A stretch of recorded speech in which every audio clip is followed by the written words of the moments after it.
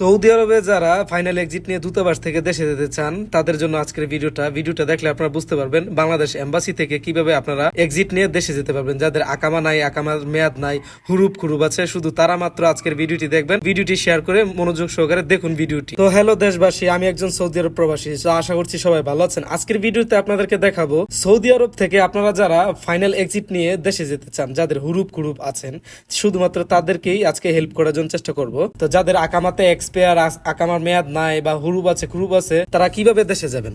তো আমি দেখুন চলে আসছি সৌদি আরবে, সৌদি আরব রিয়াদ শহরে আমি চলে আসছি। বর্তমানে আমি রিয়াদে আছি এবং আপনাদেরকে দেখাবো দূতাবাস থেকে আপনারা কিভাবে অ্যাপ্লাই করলে খুবই সহজে দেশে যেতে পারবেন এবং দালালের মাধ্যমে করতে হবে না। দালালের মাধ্যমে যেতে হলে আপনাকে 3 থেকে 4,000 রিয়াল দিতে হয়, দালাল তারপর আপনাকে কাজ করে দেয়। এবং নিজে নিজে যদি আপনি করতে চান অল্প কিছু টাকার মাধ্যমে আপনি দেশে যেতে পারবেন ইনশাল্লাহ। তো পুরো ভিডিওটি দেখুন এবং ভিডিও থেকে লাইক দিন। যারা নতুন এসেছেন অবশ্যই আমার চ্যানেলটিকে ফলো করুন এবং ফেসবুক থেকে দেখে থাকলে ফেসবুকটিকে ফলো করে দিন। প্রথমে আপনাকে শিওর হতে হবে আপনি কি এদেশে থাকবেন নাকি বাংলাদেশে চলে যাবেন। আর যদি কোনো জায়গায় কাফেলা হতে চান তাহলে যে কোনো একটা মুক্তবে কথা বলবেন। তো আমি আমার জায়গা থেকে চলে আসলাম রিয়াদে এবং বর্তমানে আমি ভাতাতে আছি এবং রাতে রওনা দেওয়ার কারণে বর্তমানে সকাল হয়ে গেছে। এই যে দেখতে পাচ্ছেন সকাল 6টা বাজে এখন। তো আমি বর্তমানে ভাতাতে আছি এবং এটি একটা শহর, যে রিয়াদ শহরের মধ্যে ভাতা যে চিনে না বাঙালি, এটা হচ্ছে অজানা ব্যাপার।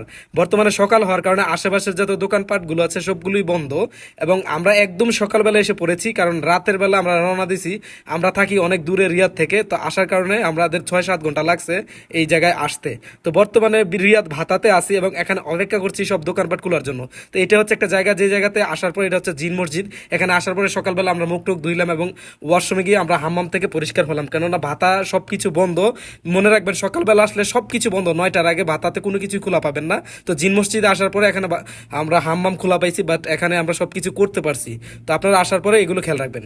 তো দেখতে পাচ্ছেন তো আমি ভাতার মধ্যে হাঁটাহাঁটি করতেছি, কারণ সকালবেলা আপনার সবকিছু বন্ধ থাকে, তার জন্য আমরা হেঁটে হেঁটে দেখতেছি। কেননা আমি কখনোই আর ভাতাতে আসি নাই, এই প্রথমবার মতো আমি সৌদি আরব ভাতাতে এসেছি এবং ভাতা মার্কেটের আশেপাশগুলো আমি ঘুরে ঘুরে দেখতেছি এবং সবকিছু বন্ধ, আশেপাশে সবকিছু বন্ধ। 9টা-10টার আগে কোনো হোটেলও খোলা পাবেন না। এবং জার্নি করার পর আমি ওয়াশরুমে যাব, সেই ওয়াশরুমে যাওয়ার জন্য অনেক ঘোরাঘুরি করার পরে একটা ওয়াশরুম পাইছি যেটাকে বলা হয় জিনা মসজিদ। তো সেখান থেকে আমরা সবকিছু কমপ্লিট করে এখন ভাতার দিকে যাচ্ছি, আবার ভাতার মেইন সাইডে যাচ্ছি। সেখান থেকে আমরা দেখবো যে এখানে যে একটা শাখা আছে সেই শাখা থেকে ট্রাভেল পাস নিতে পারি কিনা, কারণ বর্তমানে আমার একামা নাই, আমি আসার পর থেকে আমার একামা হয় নাই।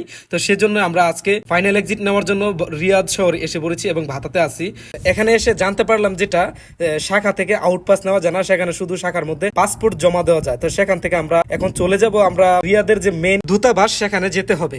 বিদেশের মাটিতে নিজেদের দেশের পতাকা দেখলে খুবই ভালো লাগে। এই যে দেখতে পাচ্ছেন রিয়াদ দূতাবাসে আসলাম এবং নিজের দেশের পতাকাটা দেখে খুবই ভালো লাগছে, কেননা অনেকদিন পরে নিজের দেশের পতাকা দেখেছি। যারা প্রবাসী আছে শুধু তারাই বুঝতে পারবে নিজের দেশকে কতটা ভালোবাসি আমরা। এবং বাংলাদেশের যে এম্বাসি, সেই এম্বাসিতে আমরা প্রবেশ করেছি। এই যে এখানে একটি রুম দেখতে পাচ্ছেন, এই রুম থেকে আপনাকে একটা কার্ড দেওয়া হবে, যে কার্ডটি নিয়ে আপনি ভিতরে প্রবেশ করতে পারবেন। তো এখানে আসার পরে খুবই ভালো লাগতেছে আমার। আশেপাশে লোক, অনেক বাঙালি লোক ভাইয়েরা এখানে এসেছেন অন্যান্য কাজের জন্য।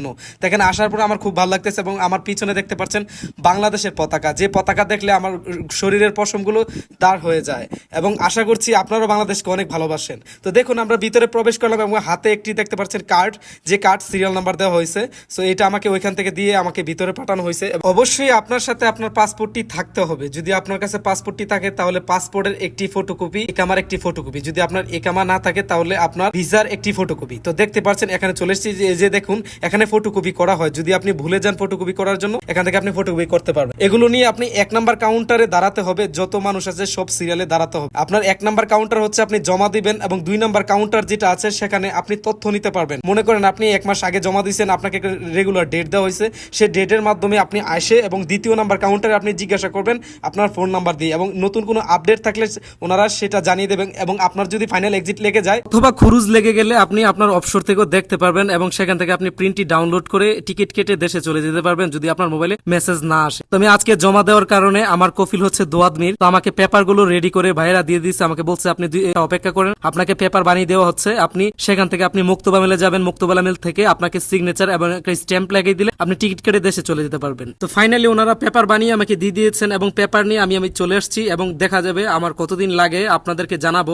এবং এই পেপারগুলো মুক্তবল আমেলে আমি জমা দিব, সেখান থেকে আমাকে কি কি করতে হয় সেই প্রসেসগুলো আপনাদেরকে অন্য একটি ভিডিওতে দেখাবো। তো সেই ভিডিওটি দেখার জন্য অবশ্যই আমাদের চ্যানেলকে সাবস্ক্রাইব করুন এবং পেজটিকে ফলো করে দিন। আমরা মুক্তবল আমেলে যাওয়ার সেই ভিডিওগুলো আপনাদেরকে অবশ্যই জানিয়ে দেওয়া হবে এবং দেখিয়ে দেওয়া হবে কি কি করতে হয় মুক্তবল আমেলে। তো ভালো থাকবেন, সুস্থ থাকবেন, আল্লাহ হাফেজ।